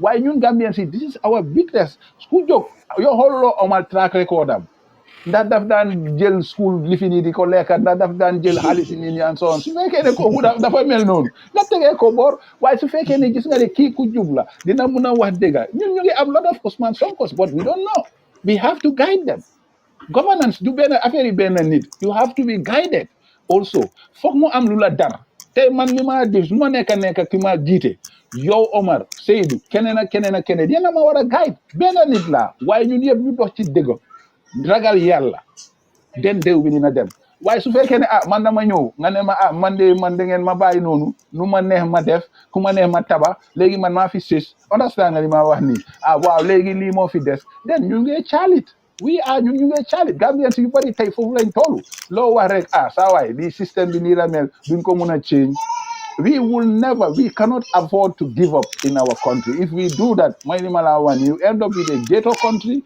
or you end up with a failed state. Institutions, there's also a ID card, passport. Omar, why do you have to suffer for 3 months to get your ID card or passport? Why? We ask ourselves, why do I have to get justice? Maneka for 6 months bo hamne man what digante say to put decide na bena 30,000 la wala bena moto la wala bena kir la ko jay also. Why do we have to suffer that? Let's ask ourselves. But it all comes to Limarawani ethical country, a fair country. Fok ñu mëna fair, ñu mëna dox ci dëgga. Waaye bëgg fofu Seydou or Omar. Thank you. Assan Martin. ñu ngi rafetlu sa ay kàddu this is interesting Gambia nii lañ bëgg mu doxee dañ bëgg nit ñi di waxtaan su ko defee ñu seet di way forward pour suñu dëkk bi parce que dëkk bi fu mu toll na foo xam ne nit ñaa ngi caalit so Omar caalit nañ de dunda bi rek tey nañ leen waxante dëgg man I may say this here we have one of the worst economic ministers we have ever seen. You cannot sit down and country is going to a distress, country be living and so on. Omar, gis nga mooy li ma wax ni man tey wala yow tey soo fa nekkoon as a minister, why can't you not build a team to see what can we do? Lan mooy suñ import export suñ balance of trade bi. Lan moo tax prices yi di dem up. Do we need a control mechanism? The regulations, price regulations yi yëpp lu tax lan mooy xew lan mooy problème bi déedéet yow nga toog fale naan country bi mu nga death stress ak and so forth. Why are we taking all this exorbitant amount of money from 47 billion to 110 billion? Don't talk nga xool sa boppa. Do we have patriotic citizens? Do we have ñu bugg seen réew above their selfish interests? This is what it is. I can tell you that. Let me make it here. There is no success story in this current Barrow administration. Nekkul for dara de moo tax dama wax dëgg su ñëwee rek kenn mënu maa wax ne ministry bii nii teg na loo xam ne tey 10 years maa ngi gis ne tey fisheries wala health gis naa ne the number of people working there the health system bi dem na to first class gis naa tey within 5 years or 10 years gis naa ne xam nga li ma wax ne a success story amut not in the interior, not in the health, not in the agriculture, lands and this thing. Gambia, there is no success story. In the defense, give me a success. Xam nga depuis bi Barrow ñëwee 2016 ba léegi wax ma ne fii nga xool nga kontaan nga ne immigration bi yëpp su ma demee léegi charter bi mooy 5 minutes or 10 minutes 1 week ma jot suma passport du ma fa yaaga du ma fa lifin there is no success story. Health bi su ma demee dama fay there is none. So, Give me Mr. one. Martin, you have a question here on the platform. Yes. Why are you, or why are they taking judges outside? That question is from Mr. Biromba. It all boils to incompetence and lack of self-belief. Omar, yow yaa ngi produce lawyers at the rate bi ñoo Gambia li ñoo produce the rate bi ñoo produce lawyers nii moo tax ñun some of us dañ leen ko bàyyee sax. It's not sustainable. A small country of this magnitude, you're producing 70 or 80 lawyers. I'm doing law, but I'm also doing management. But let me say this. It's lack of self-belief. How many Gambians do we have? Ñoo xam ne Omar su nit bëggee jubal Omar nekk na si system bi 10 years 15 years and he can be a judge. If I give him money, for instance, pay him $100,000, he must able to do a job. Lan mooy ate ngay dem naan dañoo dem uti Nigerian la dañoo dem uti Ghanaian la ñëw fii di jox ñooñu xaalis ana ñoom wax ma ban Gambian nga gis in Ghana mu fa ate wax ma ban Gambian George wala nga gis in Nigeria mu fa ate wax ma ban Gambian George nga gis in Sierra Leone mu fa ate. Gambia is we are making ourselves useless because of this leadership. To be honest, mooy li MLD wax man straight to the point. We are making lu tax amuñoo am gom-gom Omar man lead a team as the chief judge ma wax ne ok yéen yëpp over yéen 30 judges la yow léegi dama bugg a assign 5 yii nii ngeen defal this task bi lan la ngeen dem def a special lifin pour ñu expedite cases yi dem si mile si prisons yi xool ñi nga xam ne seen case yi ñu ngi fa càng Mr. Tunkara, I don't want to talk about myself but this is where they were prisoners, forgotten prisoners 10 years ñu nañu amuñ trial ñu ngi si kaso bi. Why is it overcrowding happening there? Find out. And so-called prison reform. Depuis time in 2017, my 14 years and all those things. They're all bunch of failures. All of them. They could mom kenarek. A lack of living the president mom talk of. This is the problem we have. We must be truthful to ourselves because problem note this. Our biggest problem is we put an empty barrel. We suffer for it. We cannot go back to the same thing. To the question of the guy who asked, Lola Wahni, we lack self-belief, we are acting, we are incompetent, and we believe that a foreign name should come, understand, be a judge. Look at them. There is only the justice system within our judiciary. If we have up to 40 judges, almost 20 of them are all foreigners. It's a disgrace for country, to be honest. We are not moving. Do we have to outsource everything? Tey suñ ñëwee fi productions suñ companies yi foreigners yi ñooy ñëw jël ko. I'm not against immigration, don't get me wrong, but at the end of the day why can we not have a self-belief because we are lack patriotism. Lan moo war a nekk man ma nekk a good judge, a good Gambian judge acting in my own personal capacity. Jox nañ ma cases okay maa ngi handle 20 cases maa ngi try di make sure ne balaa 2 months yi jeexal naa 10 cases yi yeneen 10 a ngi why that patriotism why because gëmuma suma boppa gëmuma suma réew waa dama war a dem di rasaatu si chief justice wala may dem président déedéet de Oman Tunkara nii la mel de nañ leen ñu def lii de why is the president going for too many lands yii yëpp is part of act of greed like his ministers ñi yëpp gis nañ fi too many lands. Why? It's all act of greed. So that culture, we have to fight it. Omar, in short, ñun suñ kuréel naag, we are going to fight that cancer. We may be in the minority, but ñun loolu lañ gëm. Beneen Omar Tunkara bu fi war a step up. The new Walu set, and you have to be complete opposite of President Adama Barrow back then in 2016. So many deglo. We made a mistake. We bring this man empty. You have to equip yourself, and we have to look at back your track record. That Omar Tunkarabi is a seasoned journalist. Yagana si journalism. Jahase ufa, nju jajut fa. Gis nañ ne dina ko mun. So they gis nañ ne Omar dafa am those vices. We move. Use them set si Seydou. Su fekkee ne Seydou bi ñoo taana ndax du daan jaxase si journalisme yi du daan jaxase këri journalisme yi nii ak nii ak nii su fekkee ne moom itam gis nañ ne he is clean, he is better, we move with him and guide him.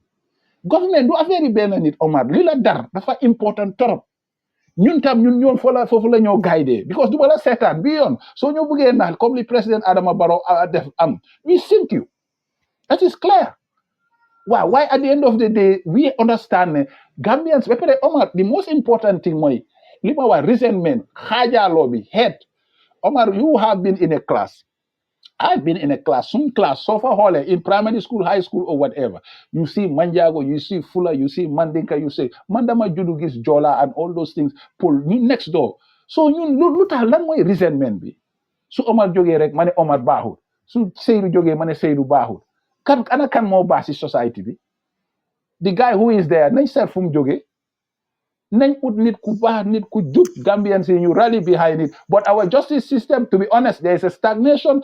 I am not happy with it. We have a failure of system. Why should we be importing just judges outside? Why should we be having Omar, do you know who is running our prosecution systems? Foreigners. It's painful. I was working in the Justice Department. But for how long? Damal Nigeria, nothing like this Gambian we run said DG send lifin binaga naga lañ ko waxe the director of prosecution wala nga am state councils fofu. Demal Sierra Leone da nga am Gambian state councils. Demal Ghana na da nga am Gambian. Who are we? Ñun we reduce ourselves to a colony. We have to rise up.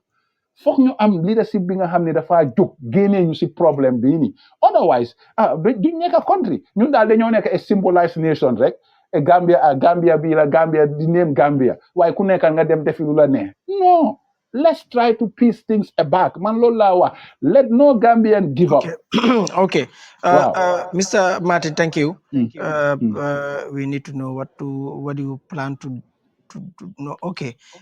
Mr. Biramba mu ngi doon wax pour affaire youth yi, but what we want to focus on this platform is your agenda for security matters parce que ñun most of the times lu ñu waxtaanee si suñ platform si daanaka duñ ci dee boole politics, although sometimes ñu may nit ki mu wax xalaatam waaye terewul dañoo delluwaat back to our main topic. Our main topic always is what do politicians have for what is the agenda of politicians towards our national security. When we talk about national security, just like we've said, healthcare, transportation, energy, those are all part of issues that we think government need security on. So, Mr. Fay, please, if you are listening, am na lu ma la bëggoon a laaj bëggoon naa la engage ci kàddu yi nga xam ne ki nga xam ne lawyer Assan Martin mu ngi ko doon wax fii parce que wax na fi lu bari but bëggoon naa xam yow lan nga xalaat ci Mr. Martin game planam bi.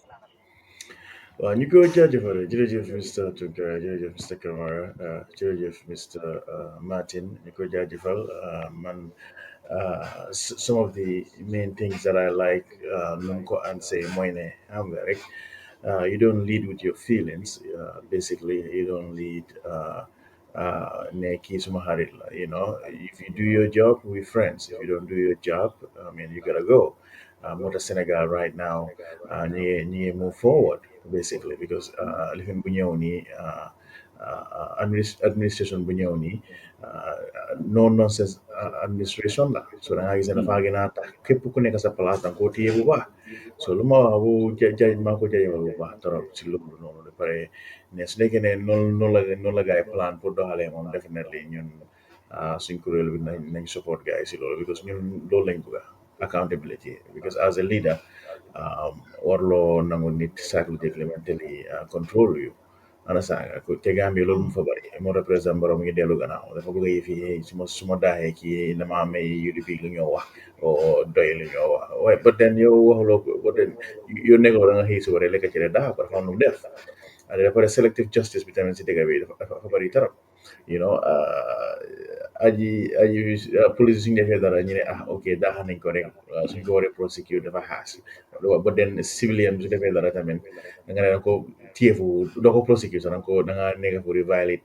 constitutional rights ami so no accountability dal so I think game plan bo andi ne dina enforce lolu no to make sure ne ni def sen liggéey bobu dina baax trop definitely léegi ndax yow sa organisation bi dinañ liggéey ak any political party. waaw yeah xam nga Omar moo tax yaa ngi dugg si politique Mr Faye wax naa ko moderate waaw inshallah I mean ñun Gambia yëpp lañ gis let me say this no Mr Martin that question goes to Mr Faye I want Mr Faye to clarify okay waaw dama bëgg xam ndax moom organisation am bi ndax dina liggéey is willing to work with any political party. waaw xam nga ñun dañoo ko liggéey te ñun si yooni jihaad lañ nekk ñun du ñu worry about the hurts of feelings comme na ma ko yàgg a waxee gars yi rek ñun we're worried about what we say not how yow noo ko jëlee so loolu weesoo yeah definitely ñun ku bugg a àndaa ñun si dëgga dañoo liggéey waaye tamit duñ nangu kenn use ñu as pound naka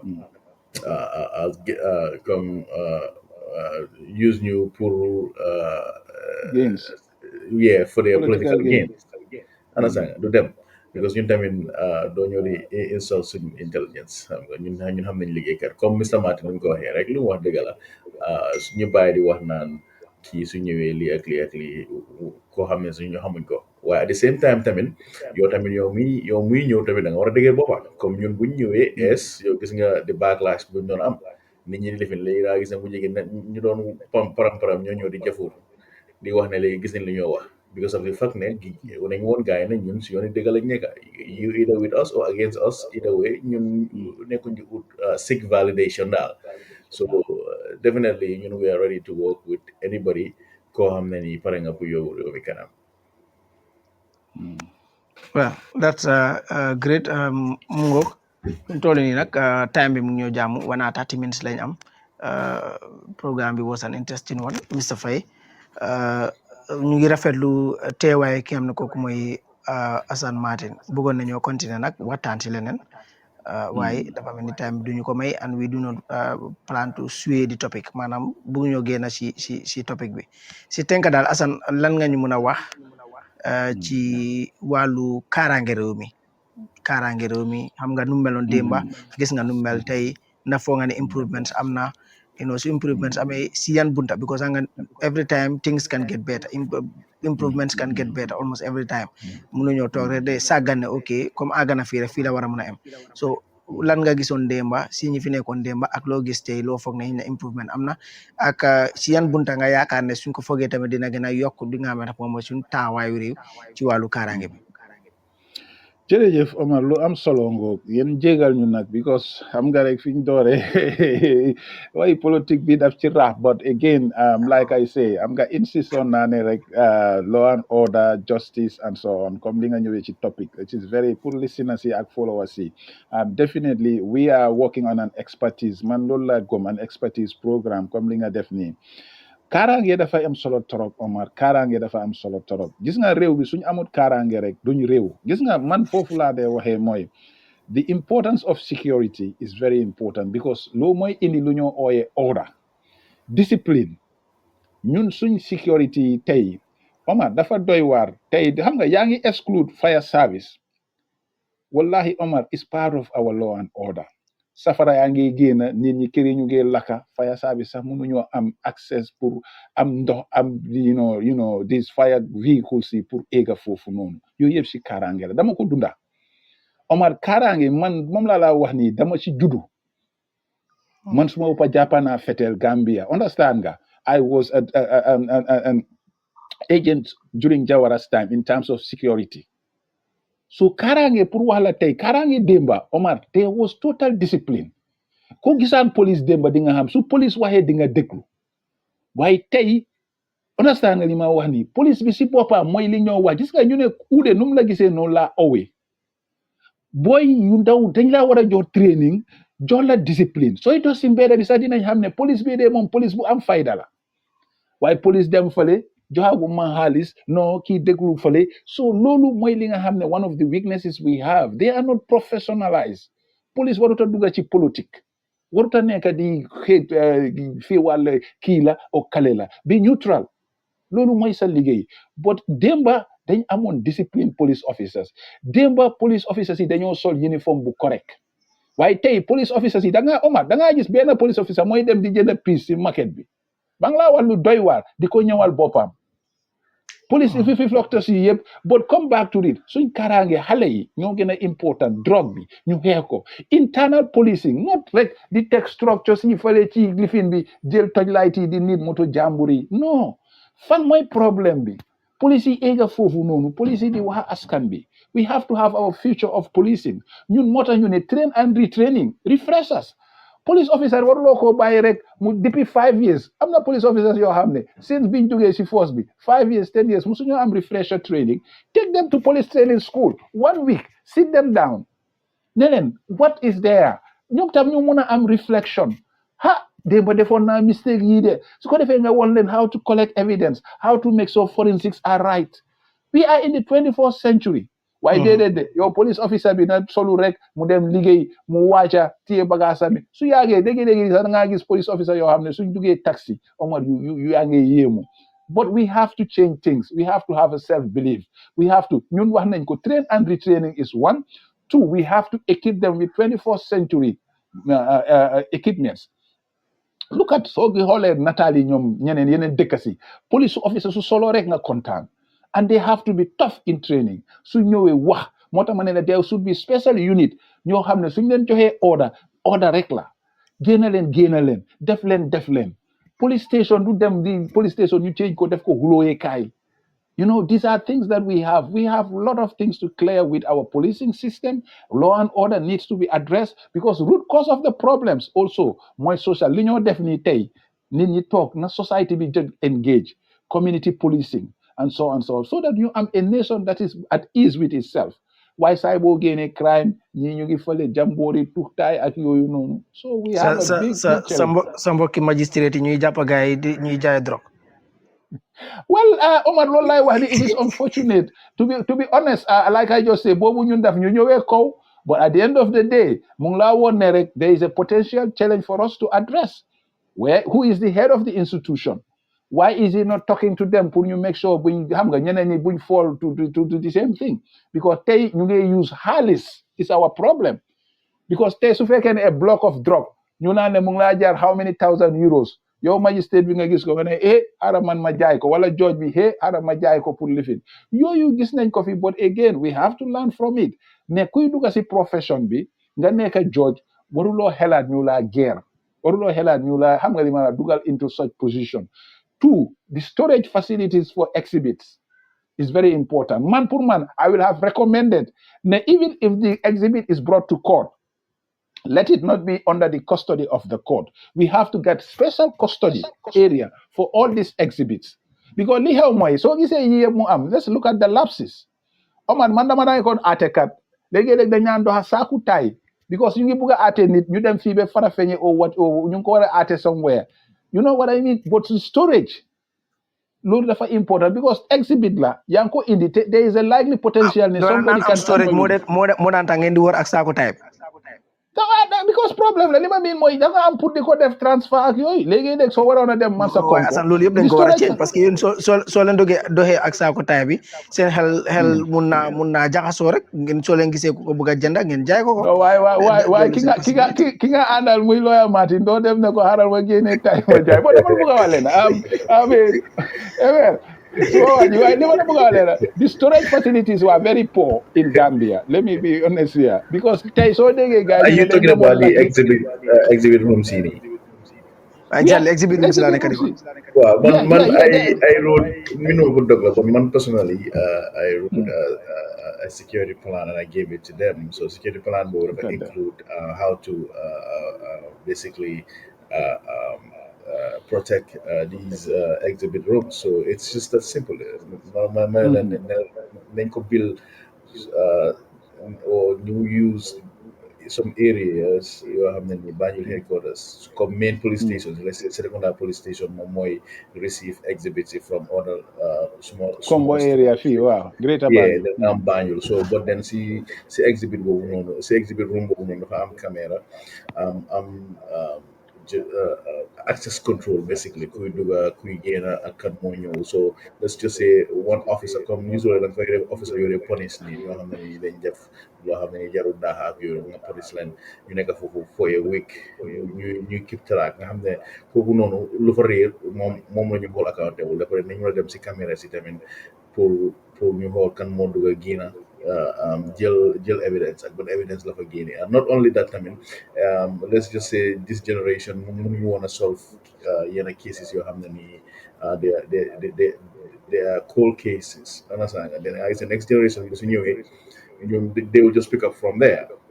DNA yëpp ñu ko preserve and everything loolu laa waxoon gars yi so li nga wax nii yëpp it could be done jarul sax lu seer nga clear room rek def ay cells rek après def ay freezer yoo xam ne pour yenn evidence yoo xam ne you need to freeze them basically. Great.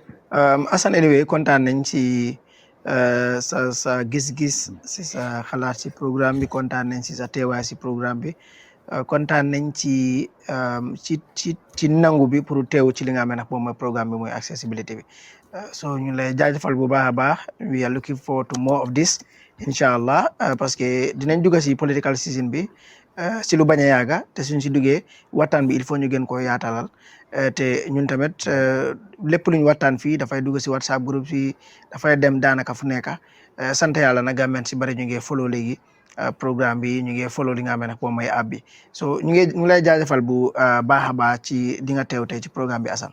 Well, next time, waaw jërëjëf. da nga ko like tough questions in it because ñun dañu bëgg a xam kan déedéet waaw xam nga man daf ma suwee man dama tey dama ñëw koy pour ganale Mr Faye tey expertise. dama koy ganale nii rek.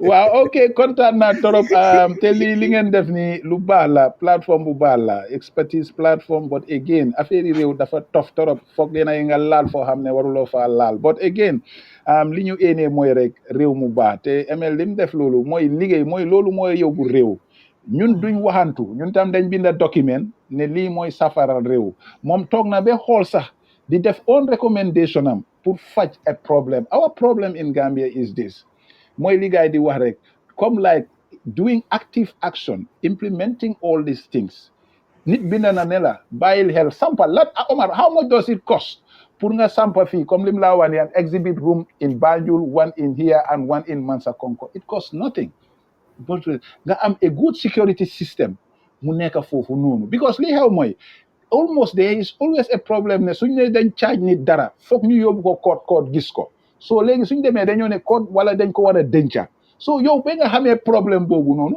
foog nga war a utee safara waaye duñ ko dañoo toog fii tey soo ñu ngi wax maa yow tey ak wax nañ exhibit room fii tey dinañ toog fii ba next 3 years 4 years sax duñ musa am exhibit room and with the current system moo tax ñun dañ ne daal foog ñu jaxasee ñu faxasaat yëpp ñu fogasaat Gambie ba pare li almaktum wax la rek dëkk bi dañ ko ñëw pour sanga jërëjëf Omar kontaan naa trop jërëjëf nuyu ni jërëjëf ñëpp waay Assane ML nañ ko dégg incha allah jërëjëf Seydou jërëjëf yow tamit dañoo dem ba beneen dimanche incha allah waaye terewut ëllëg Monday programme bi dafay dawaat si radio bi bu soobee yàlla so Seydou ma bàyyi la yow tamit nga tàggatoo.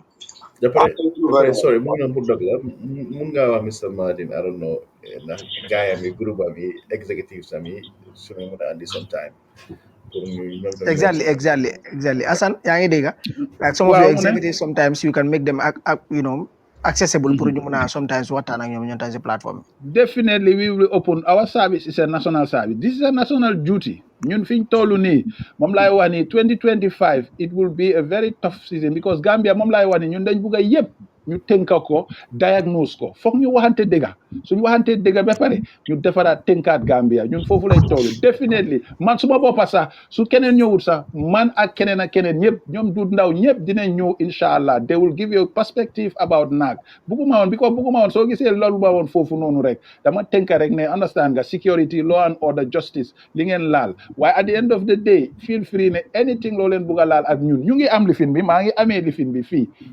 agenda bi fii bind nañ ko teg nañ ko it's a 23 sectoral reforms and it all has to be review and reform ñun foofu lañ tënka suñ yëpp ñun nekkaatuñ politique ñun dañ bugg a indi professionalism cure the cancer and bring ethics and standard in governance lii mooy suñ xee xooluñ si boti kenn nag xooluñ si ku ñu bugga xooluñ si ku ñu bañ xooluñ si yaama neex kontaan naa trop jërëjëf waay jërëjëf Modou Boy mu ne gëm na ne Assan Martin should be a regular contributor to this great platform inshallah we will try and do that inshallah léegi moom from now on dem si kanam lu mel ni almost du géej ci plateforme bi Seydou yaa ngi doon wax waaw Omar xanaa jaajëfal la rek jaajëfal Mr Faye jaajëfal tamit Mr Assan Martin ci invitation bi nga xamante ne accept na ko pour ñu waxtaan ak ñun based on ci ñoom seen programme and agenda ak seen policy yi ñu am suñu intergovernment